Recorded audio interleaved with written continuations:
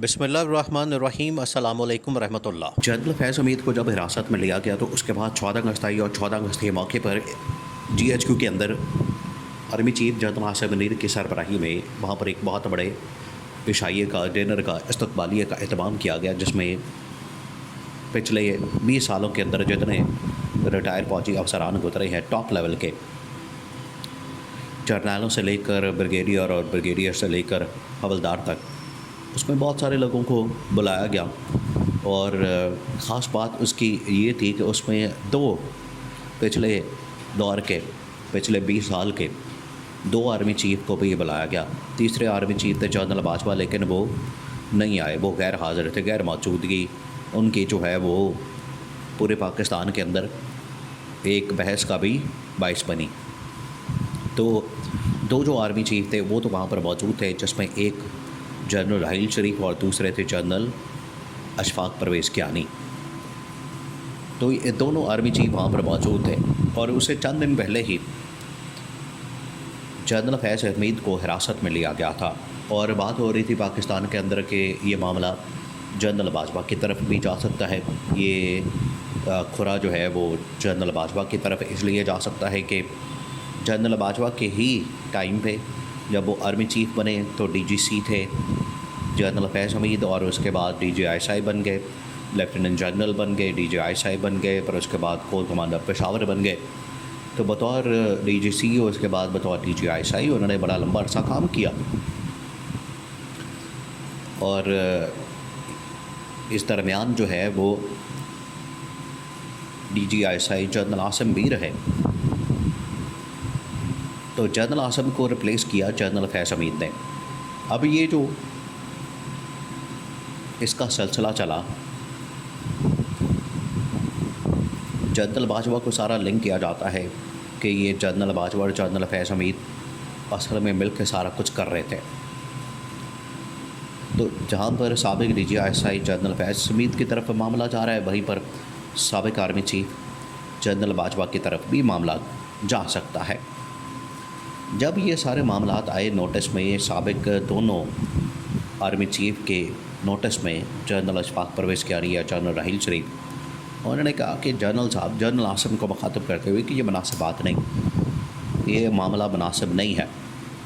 जिस तरीके से पाकिस्तान की फ़ौज, पाकिस्तान की आईएसआई दुनिया के अंदर ऑपरेट करती है, जिस तरीके से इनका एक इमेज है और इनकी जो साख है पूरी दुनिया के अंदर, अगर आप उसको यहाँ पर ऐसे मुकदमात के अंदर, केसेस के अंदर उलझा के और इनकी साख को नुकसान पहुँचाते हैं और इसकी वजह से पाकिस्तान की फ़ौज के ऊपर सवालात उठते हैं और पाकिस्तान की एजेंसी के ऊपर सवालात उठते हैं, इंटेलिजेंस एजेंसी के ऊपर, तो ये पाकिस्तान के लिए बड़ा ख़तरनाक और ख़ौफनाक है।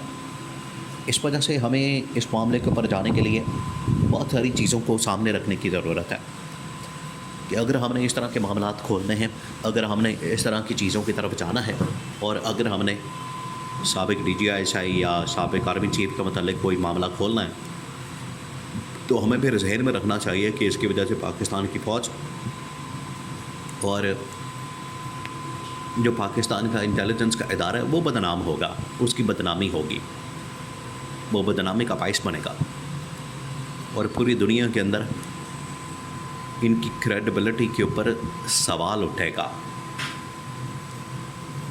देखिए, पिछले तकरीबन कोई 3 साल से जो वाक़यात हुए हैं, इसमें ये जो पीडीएम की गवर्नमेंट है, असल में ये इतनी नाअहल है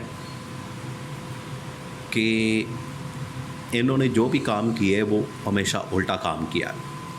पहले इन्होंने साइफर का केस निकाला, उसकी वजह से आलमी दुनिया में पाकिस्तान का इमेज ख़राब हुआ। फिर उन्होंने जनरल आसिम की तैनाती के मतलब भी बहुत सी कंट्रोवर्सी पैदा की।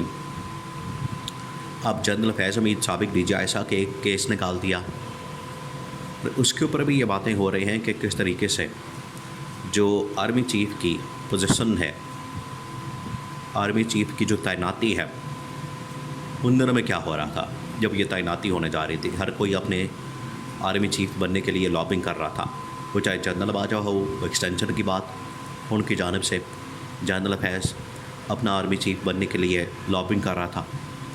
तो ये सारा कुछ किया जा रहा है। जब ये उन्होंने जनरल अशफाक परवेज़ कियानी ने और जनरल राहील शरीफ ने ये मामला रखा जनरल आसिम के सामने कि ये बड़े सेंसिटिव मैटर्स हैं, बहुत सेंसिटिव,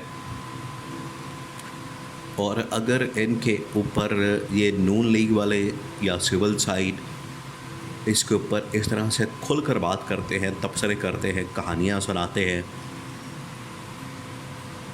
मनगढ़ंत किस्म की कहानियाँ बनाते हैं, बेबुनियाद किस्म की, और कहानियाँ बना के उनके ऊपर पे टीवी टॉक्स किए जाते हैं, और पूरी दुनिया के अंदर अगर उनकी हेडलाइंस बनती हैं तो ये पाकिस्तान इसकी वजह से बदनाम होगा, ये उन्होंने कहा। तो उन्होंने एक किस्म की जनरल फैज़ हमीद के ख़िलाफ़ जो कार्रवाई की गई है, जनरल फैज़ हमीद को जो हिरासत में लिया गया है और पूरा जो एक सिलसिला शुरू किया गया है, इसकी मुखालफत की और जनरल फैज़ की हिमायत की। तो ये अच्छी प्रेसिडेंट सेट नहीं करेगा, तो इसको फ़ौरन रोकने की ज़रूरत है।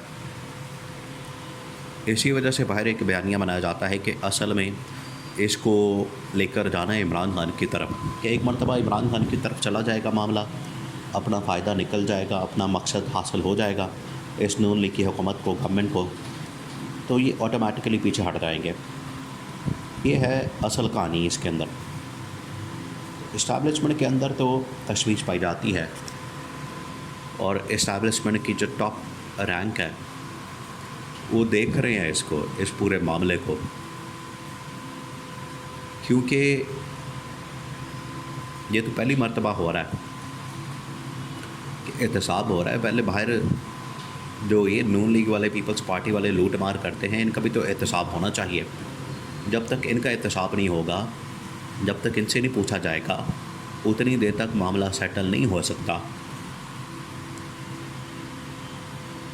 तो ये अब आहिस्ता आहिस्ता फ़ौज को मैदान में ला के, और पूरे मुल्क के अंदर इस वक्त पाकिस्तानी फ़ौज के मतलब, उनकी करप्शन के मतलब, उनकी दास्तानें, एहतसाब की दास्तानें वो चल रही।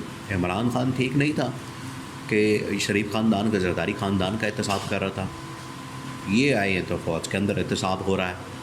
तो ये फ़र्क है, ये समझने की ज़रूरत है।